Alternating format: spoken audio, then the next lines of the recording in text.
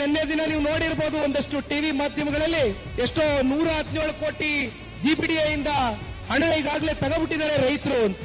5,500 ಎಕರೆಗೆ ಕನಿಷ್ಠ ಪಕ್ಷ 2,000 ಜನ ರೈತರು. 1 ಎಕರೆಗೆ ಎಷ್ಟು ನಿಗದಿ ಮಾಡಿದಿರಿ ಬೆಲೆ? 2 ಕೋಟಿನ 2.25 ಕೋಟಿನ ಎಷ್ಟಾಯ್ತಪ್ಪ? 50 ಜನ ರೈತರಷ್ಟೇ ಇವತ್ತು ನೀವೇನಾದ್ರೂ ಹೇಳ್ತಾ ಇದ್ದೀರಲ್ಲ GPDA ಕಾಂಪನ್ಸೇಷನ್ ಹಣ ತಗೊಂಡಿದ್ದಾರೆ ಅಂತ. 2,000 ರೈತರಲ್ಲಿ ಕೇವಲ 50 ಜನ ರೈತರಲ್ವ ತಗೊಂಡಿರೋದು ಹಣ?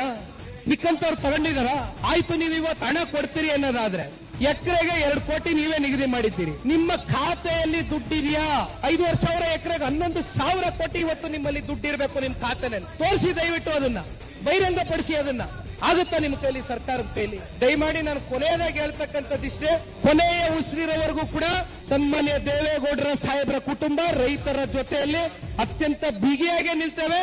ಕಟ್ಟ ಕಡೆಯ ರೈತನಿಗೆ ಅನ್ಯಾಯ ಆಗ್ತಾ ಇದೆ ಅಂತಕ್ಕಂಥದ್ದು ಹೂ ಕೇಳಿದಂತ ಸಂದರ್ಭದಲ್ಲಿ ಅದು ಒಬ್ಬ ಇರ್ಲಿ ಇಬ್ಬ ಇರ್ಲಿ ನಿಮ್ಮ ಜೊತೆಯಲ್ಲಿ ನಿಂತ್ಕೊಳ್ತಕ್ಕಂಥ ಪ್ರಾಮಾಣಿಕ ಕೆಲಸವನ್ನ ಮಾಡ್ತೇವೆ ಅಂತ ಹೇಳ್ತಾ ದಯವಿಟ್ಟು ನೀವು ಯಾರು ಧೃತಿಗೆಡಬೇಡಿ.